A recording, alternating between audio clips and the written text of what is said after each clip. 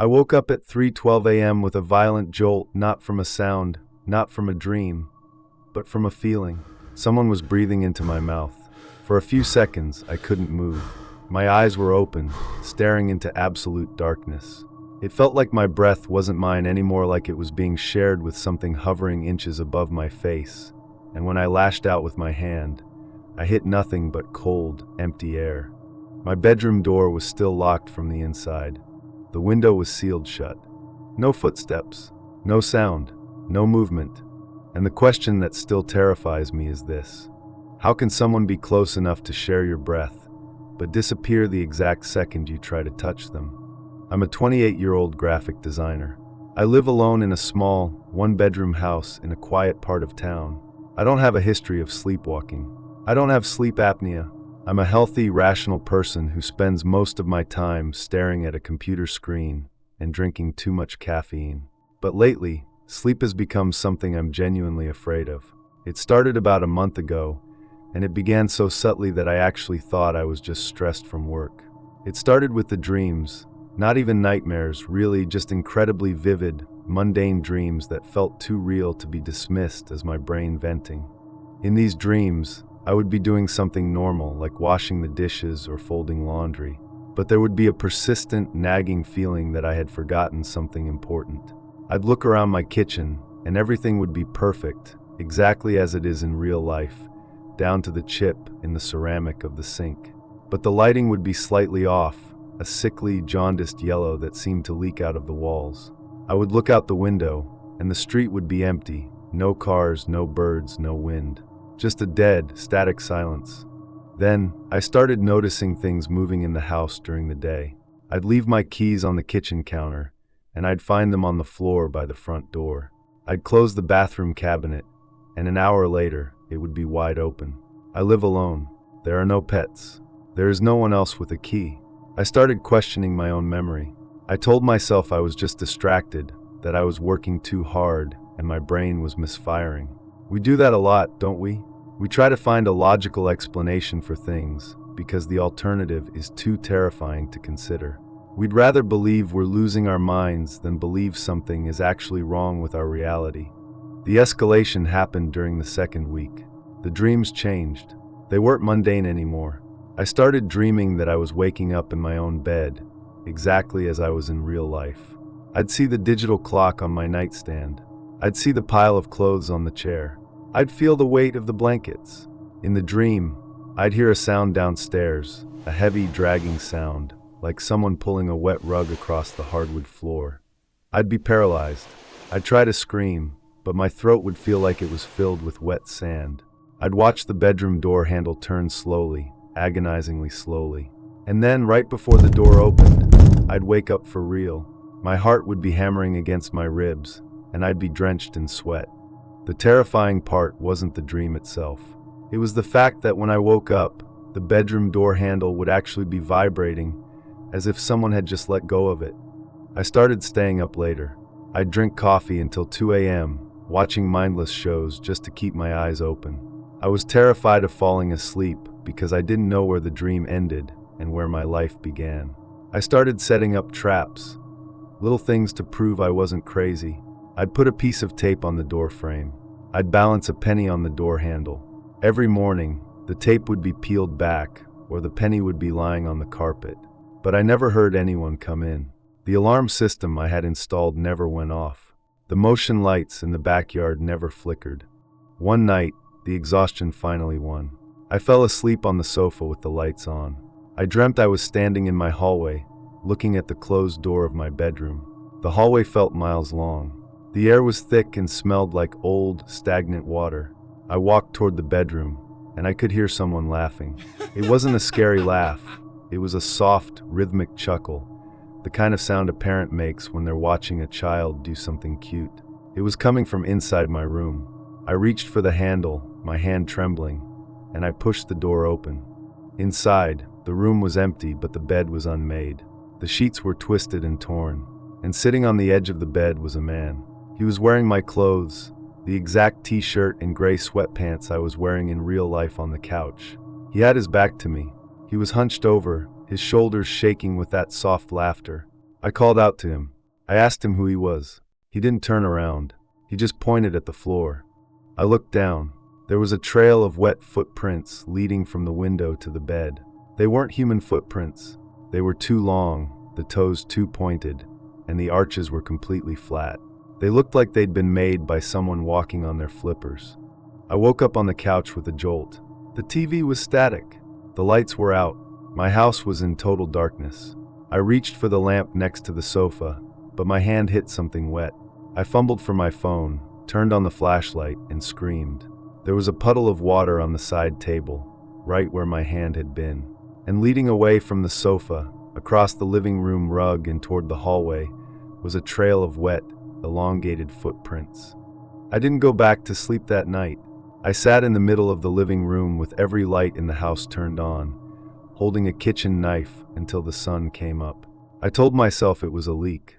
I told myself I must have spilled water in my sleep. But the footprints didn't evaporate. They stayed there, damp and dark against the gray carpet, for hours. I decided to see a doctor. I thought maybe I was having some kind of psychotic break or a severe form of REM sleep behavior disorder. The doctor was nice enough, but he just looked at me with that patronizing pity. He prescribed me some mild sedatives and told me to practice sleep hygiene. No screens before bed. No caffeine. He told me that stress can manifest in physical ways we don't understand. I wanted to scream at him. I wanted to show him the footprints, but by the time I got home, the carpet was dry. There was no proof. There's never any proof when you need it most. That night, I took the sedative. I was desperate for a night of peace. I locked the bedroom door, checked the windows 3 times, and crawled under the covers. I felt the medicine kicking in pretty quickly.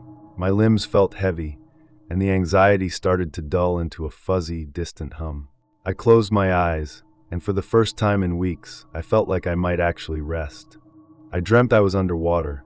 It wasn't the ocean, it was a swimming pool, but the water was dark and warm. I was sinking slowly toward the bottom. I wasn't afraid. I could breathe just fine. I looked up toward the surface, and I could see the shimmering lights of my own bedroom. I realized I wasn't in a pool. I was beneath the floorboards of my house.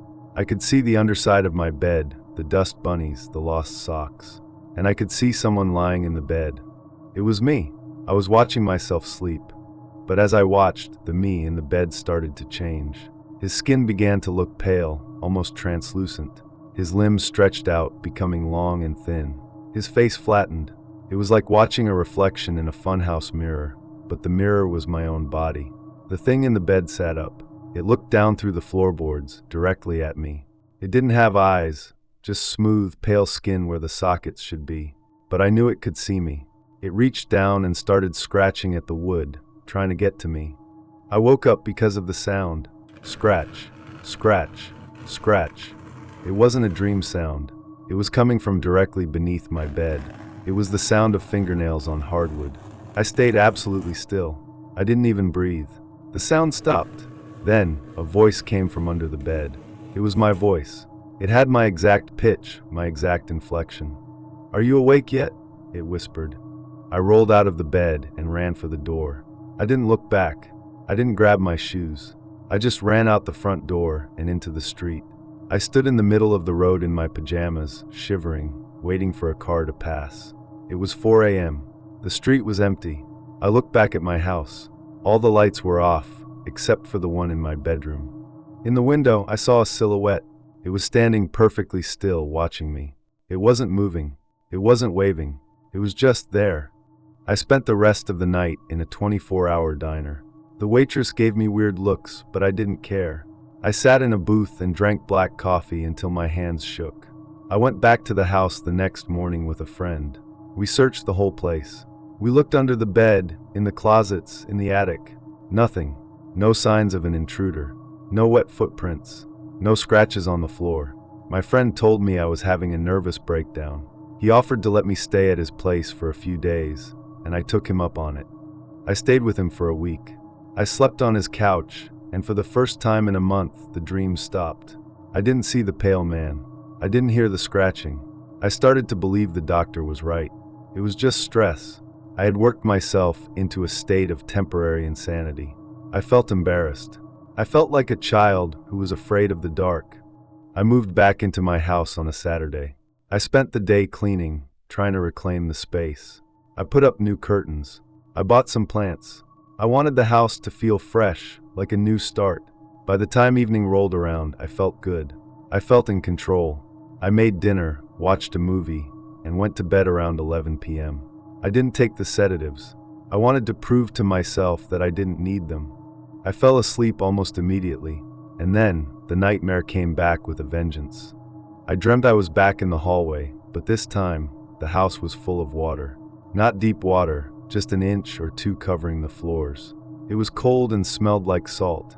I walked toward the kitchen, and I saw the man again. He was sitting at the kitchen table, eating a bowl of cereal. He was wearing the clothes I had bought that day, a brand new navy blue sweater and jeans. He looked exactly like me now. Not a distorted version, but a perfect replica. He looked up and smiled. "You're late," he said. "Who are you?" I screamed in the dream. "I'm the one who stays awake," he said. "You're the one who dreams. Don't you get it? We've been switching for years.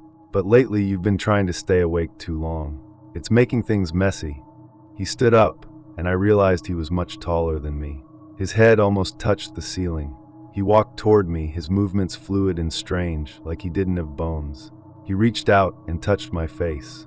His hand was freezing. "Go back to sleep," he whispered. "It's my turn now." I woke up, but I couldn't move. I was experiencing sleep paralysis.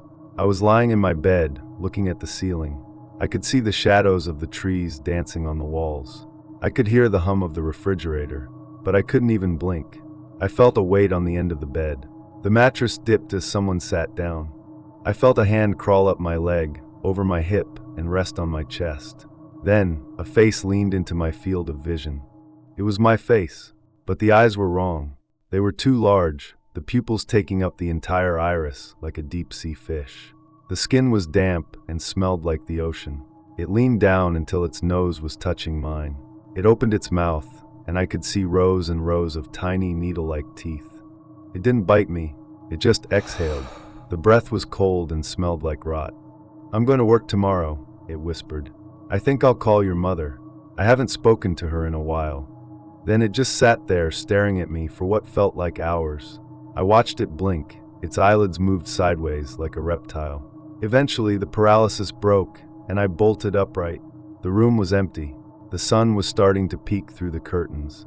I checked my phone. There was a sent message to my boss from 3:30 a.m.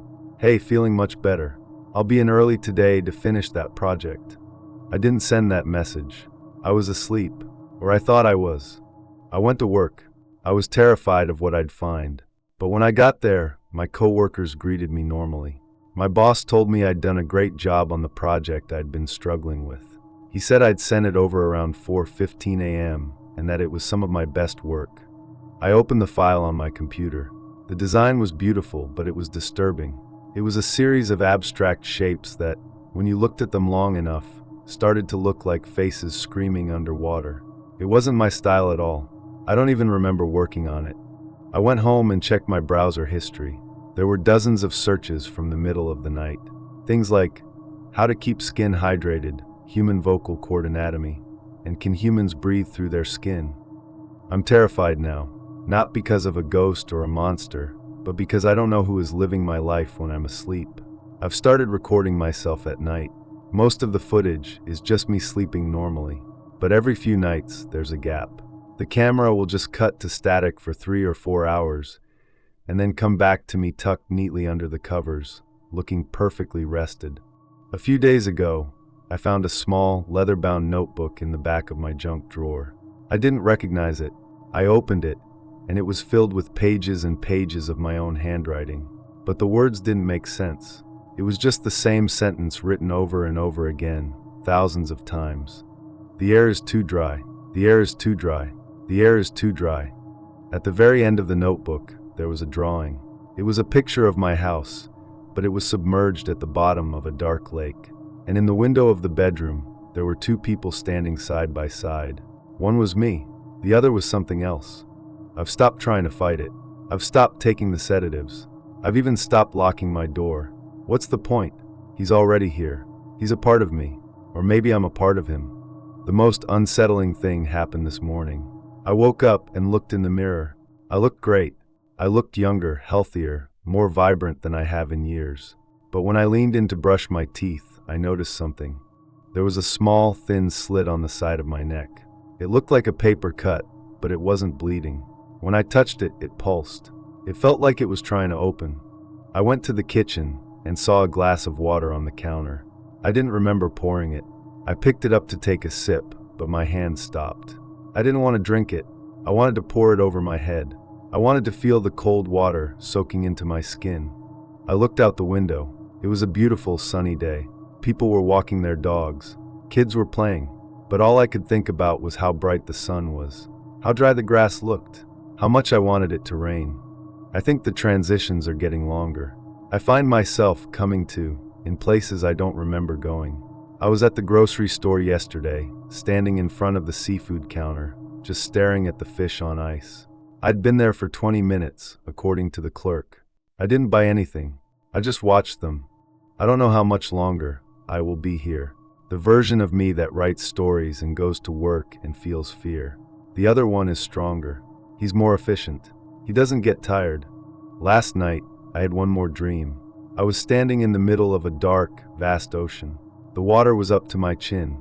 The man was standing in front of me. He wasn't smiling anymore. He looked sad. "It's okay," he said. "The water is fine. Just let go." I felt his hand on the back of my head, gently pushing me down. I didn't fight him. I let myself go under. And for the first time in my life, I felt like I could finally breathe. I woke up this morning and found a layer of fine, gray silt in my bed sheets. It smelled like the bottom of a pond. I didn't clean it up. I just sat there and ran my fingers through it. If you're listening to this, and you've ever woken up feeling like you aren't quite yourself, if you've ever found things moved in your house, or had dreams that felt more real than your waking life, don't go to a doctor. Don't take the pills. Just check your neck. Look for the slit. And maybe start keeping a bowl of water by your bed. Because the air is getting really, really dry. And I don't think I can stay awake much longer. I'm going to go lie down now. I think it's his turn to speak. I can feel him waiting at the back of my throat, his cold, wet tongue pushing against my teeth. He wants to tell you about the deep places. He wants to tell you what it's like when the lights go out and the water starts to rise. Do you hear that? The dragging sound? It's coming from the hallway, but I'm the only one in the house. I think I'll just close my eyes for a minute. Just a minute. I hope you like the rain, because I can feel a storm coming. A big one. And when it hits, we're all going to find out what's been hiding under our beds. Good night. Or maybe goodbye.